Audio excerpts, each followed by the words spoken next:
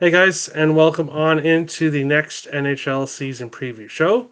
And today we're going to talk all about the Boston Bruins, looking at their additions and subtractions, coming free agents, possible lineup, and team and player future bets for this upcoming season. And to do that with me today, I brought in Aran. Um, Introduce yourself to the viewers and let them know a little bit about yourself. Yeah, my name's Aaron Rookie, recreational sports bettor, mostly hockey. Been betting on the NHL for probably 20 years now. Used to just go with the offshores, but now when they had DraftKings and FanDuel and stuff, now we made it a little bit easier to bet on sports. Twitter handle is a rookie. If anybody wants to check it out. Awesome. Yeah, you can find his Twitter link in the description below of this video. And you're a Bruins fan, right? You follow the Bruins? Yeah, yep. Go to man, try and get a few games every year. Been a Bruins fan since I was a little kid, and I used to go with my grandfather used to take me to Bruins games, and I've just always been a pretty diehard Bruins fan. So yeah. Awesome. Perfect.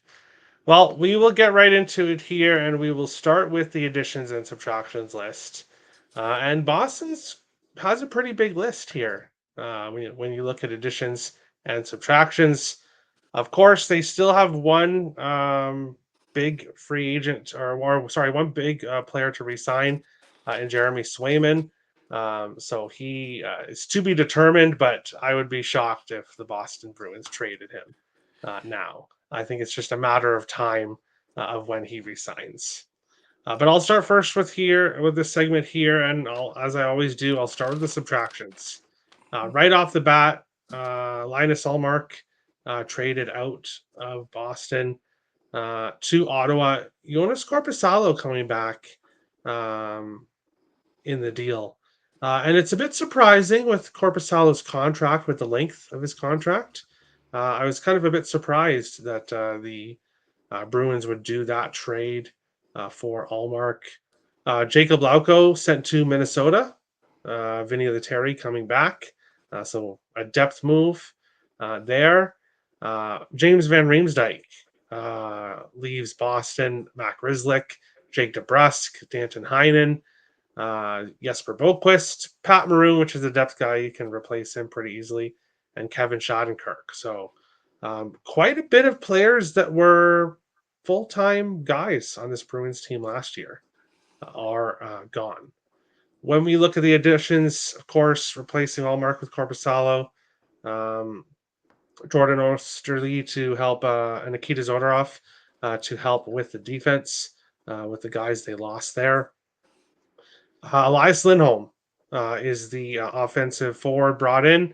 The Bruins will look to him to kind of replace Jake DeBrusk's offense here. Tyler Johnson just getting signed to a professional tryout few days before we recorded this. So um, if he's got anything left in the tank, we'll see if the Boston Bruins can get it out of him here. Overall, for me, when I look at this list, based on how Elias Lindholm did last year, obviously playing with two teams, um, I think the Boston Bruins got worse here. I think they took a step back with Corpusalo instead of Allmark. Um, with the guys they've lost, I do think that this is a step back for the Bruins. Aaron, what do you think here? Additions and subtractions for the Bruins. Yeah, I tend to agree with you. I mean, Lindholm last year, what did he have? He had like 15 goals and 20 28 assists or something like that, 44 points, I think. He had DeBrusk. Uh, he had a 440 point guy, 20 goals.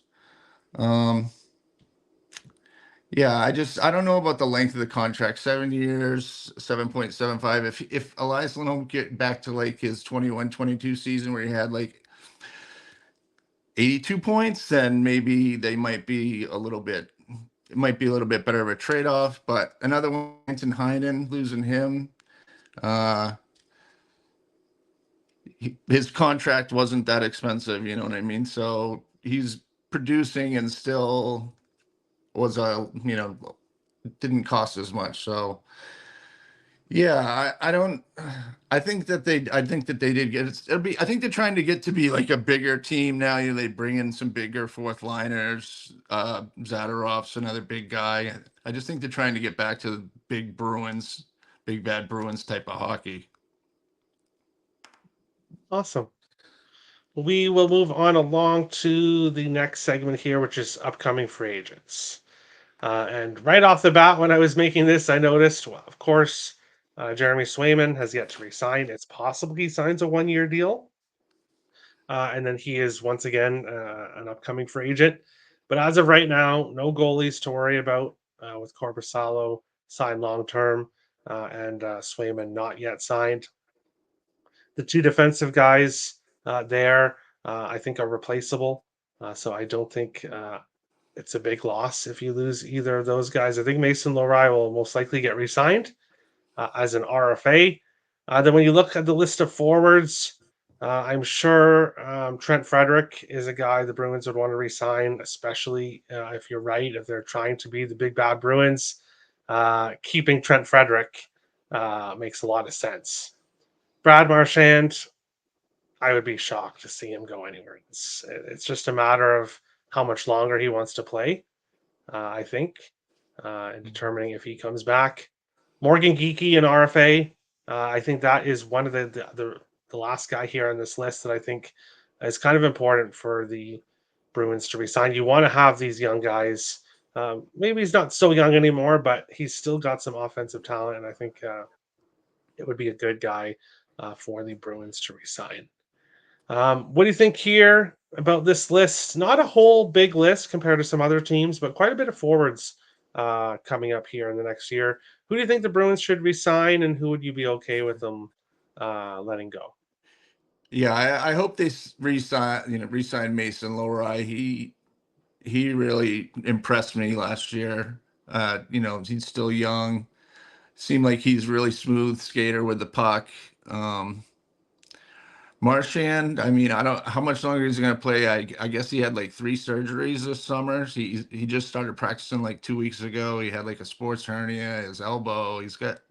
He had how he was pretty banged up. So I mean, what is it? I don't know how many seasons he is now, but it's got to be like 13 or 14.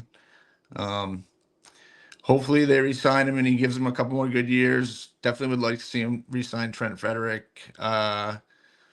Geeky has showed some flashes last year, so I'd like to see them re-sign him. But I think everybody else, yeah, I would be fine with if any of those other guys go. Awesome. Yeah, Marchand's 36, so you could see him playing a couple more years. Um, He's getting up there. yeah, if the Bruins start to take a bit, if they do take a step back this season, maybe that could influence his decision. But we'll talk a little bit about where we think the Bruins will finish uh, in a couple segments.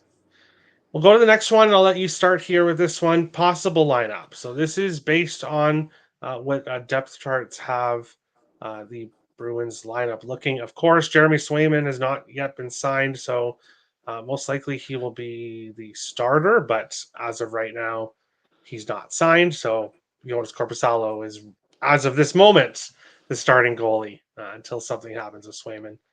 What do you think here about this possible lineup? Are there any changes you would make here to this? Too bad. I mean, Corpusalo. I mean, look, Allmark won the Vesna with the Bruins, which when he played for like Buffalo and everybody, I thought I didn't think he was like a Vesna type goalie, but I think the Bruins just have a tendency with their style of play to make their goalies look better than they really are, or they help them produce better numbers. Um, I know that I think that Swayman was offered like 4 years, 6.5 million, which if they could get him at that number, that would be a steal, but that's not going to happen. He's looking for like a longer term contract in the like a Charlie McAvoy range, like 8 years, and he wants like 9 or 9.5 million. So if they do end up doing another 1 year deal, I think it's, I don't think he's gonna want to do that, but I think they're just worried that he's never had that fully full-time starter role. They've always done the 1A 1B thing. And whereas think they do sign him to a longer term, he'll be the, starter, and Corpusolo will be like a true backup. It won't be like the Allmark situation where it was 1A 1B. I'm hoping that they do get a deal with him done, but that will remain to be seen, I think. Yeah. The rest of the lineup, I mean, I hope that the Merkelov makes the team somehow, because he's produced pretty well in Providence, and I'd like to see how he can do in the NHL. But other than that, Okay. the lineup looks, we'll see. We'll see. I think they're going to start off slower because, a couple new pieces. I think it's going to be a little bit different style with bigger guys. They might be a little more not as quite wide open. They need somebody to replace, or not replace, but be like a Bergeron at that bumper spot. I think Pasta like suffered a lot because he couldn't get. They tend to take away that one timer a lot because they didn't have to worry about Bergeron shooting from the circle. So I think that's why his numbers went down a little bit. I think it's just going to be a slow start with Marchand being hurt and some new faces, but hopefully they can round it into form by the end of the season. Awesome. Yeah, right away, I like the top two lines. I think Lindholm, of course, how he fits in with the Bruins, how long it takes him to fit in. Um, but he still can be definitely a first line player. I think he could fit well with Zach and Pasternak. And that second line, I'll be targeting Morgan Geeky props. If he is playing with Coyle and Marchand, there will be value with Geeky props because obviously Marchand props will be pricey. Coyle props will be also pricey, but there'll be value with Geeky. Matthew Poitras, I was impressed with him definitely at times last year, especially when he first came up to play with the Bruins. I cashed on him a few times last season, so he's a guy with potential. And then they've got a lot of depth when you look at those bottom two lines, as well as the three players in white that most likely will not make the team. But the Bruins have some depth when you look at forwards when it comes to bottom six depth. When you look at the defense, Zadorov coming in here, projected to be on the top line with McAvoy. So we'll have to see exactly how he fits in. Lindholm and Carlo, a good pairing. Lowry and Andrew Peak there. And then the goalies. Uh, what happens with Swayman? How many starts does Jonas Corposalo get, and how does he do here in Boston? He hasn't really had the best few years in Columbus and obviously Ottawa. I think he had a stint in LA too, but he's been kind of all over the place. So we'll see how he works out, how things work out with him He here. actually had good numbers with LA too, as short of a stint as it was. So maybe he gets a little bit better defensive play in front of him, and he gains a little bit more confidence, and produces a little bit better numbers than we saw last year. Yeah. And I think also with the whole Jeremy Swayman contract, because they have Corpusalo and because he signed to, I believe, 3 more years, um, that might be making them kind of hold off and giving Swayman the long term deal.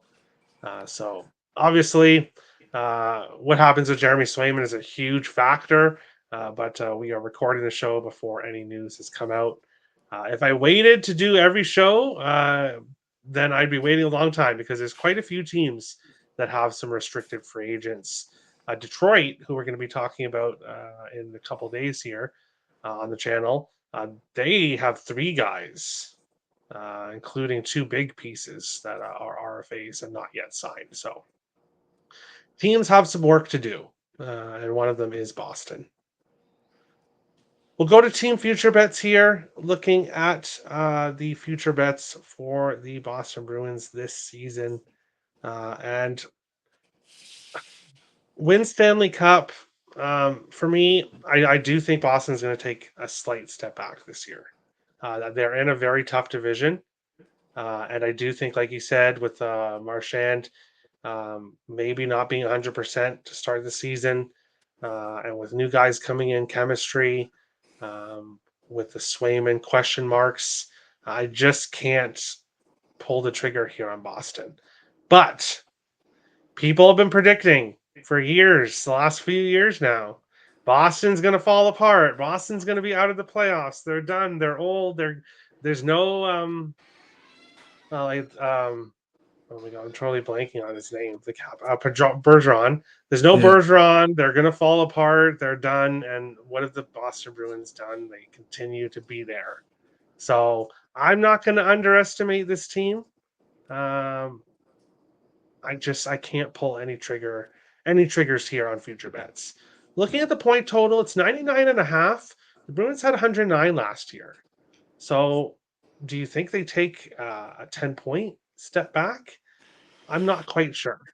For me, I think with the Bruins, if I'm gonna look at a point total for them, I'm probably gonna do it in during the season. If they do get off, if the chemistry's there right away and they do kind of get off to a decent start, then I might look to take the point total over uh, at that point. But I still have question marks with the Bruins. These points in the NHL, no, they're definitely not there yet.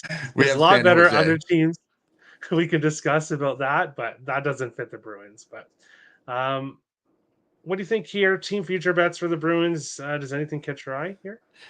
I mean, I probably personally wouldn't be betting any of these. Who knows if they do sign Swayman and they make it. I'm sure they're going to make the playoffs.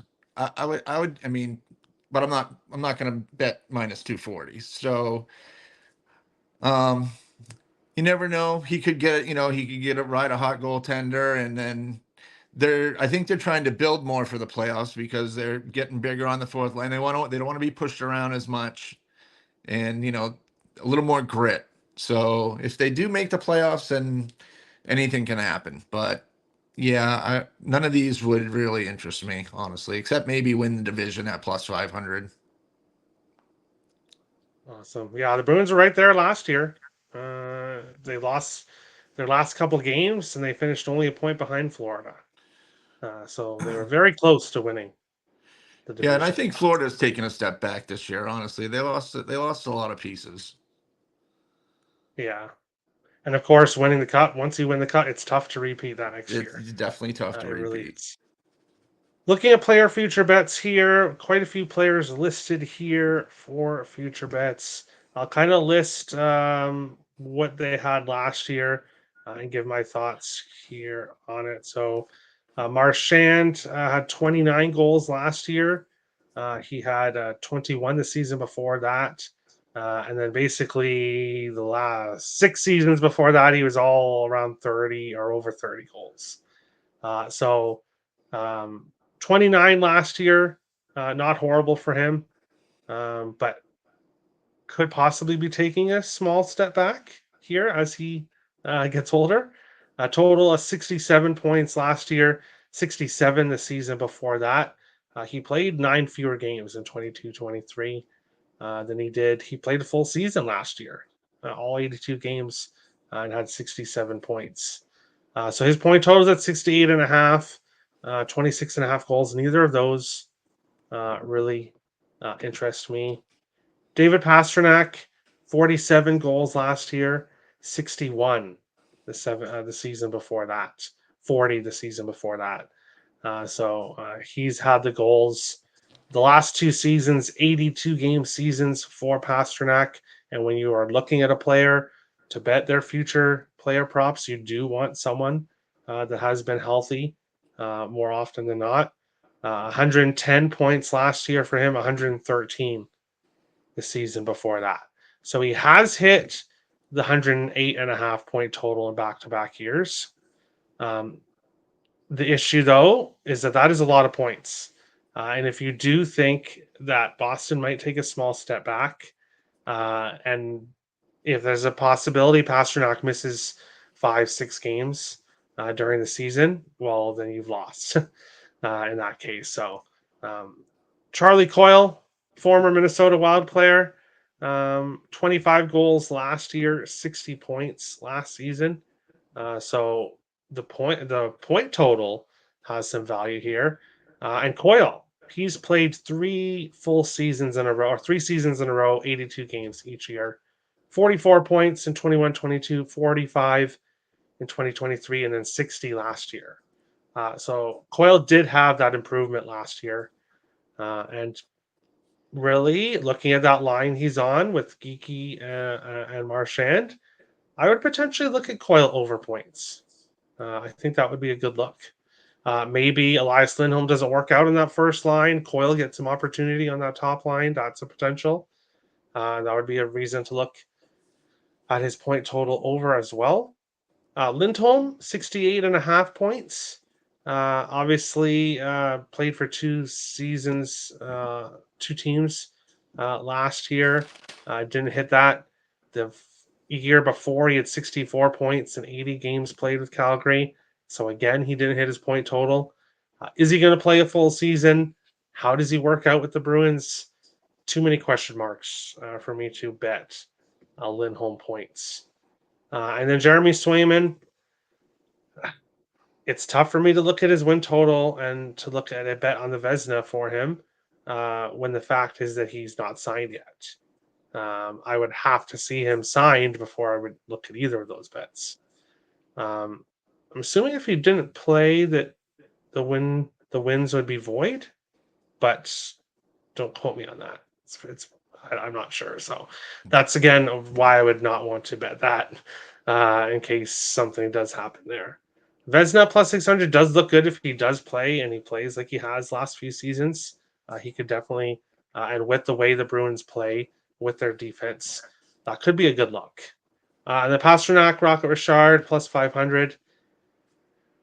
It's going to be tough. It's going to be tough for him, I think. But um, Aaron, what do you think here? Player future bets for the Bruins. Does anything catch your eye here on this page? For overs, yeah, I do like the Coil over 18 and a half and the over points. I think he's getting more comfortable and feeling and is getting better every year. The more responsibility they've been giving him. Marchand, I probably would tend to lean under there. Just because, like we said, he's getting older.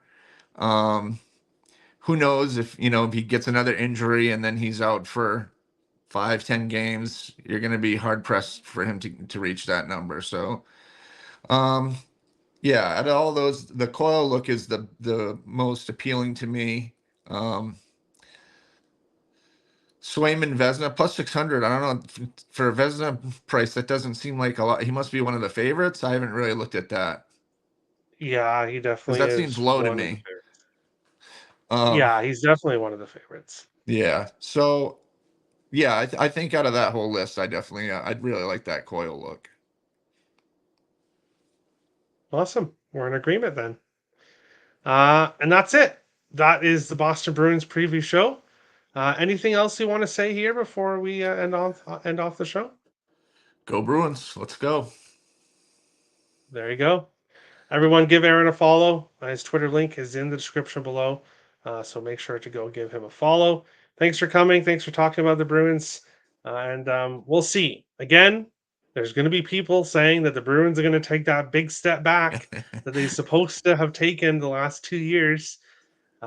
Maybe it finally comes, but I don't know. I'm saying that they're going to take a small step back. They are going to take a step back this season, but I don't think it's going to be the drastic drop that everyone thinks that they're going to take, or that Yeah, thinks they've been I going to don't think take so. for the last couple. Let's just make the playoffs and then we can see what happens. But thanks for having me, Terry. Always a pleasure getting to talk to you about hockey. Awesome. Thanks so much. We'll see you guys in the next show. Thanks for watching. Take care.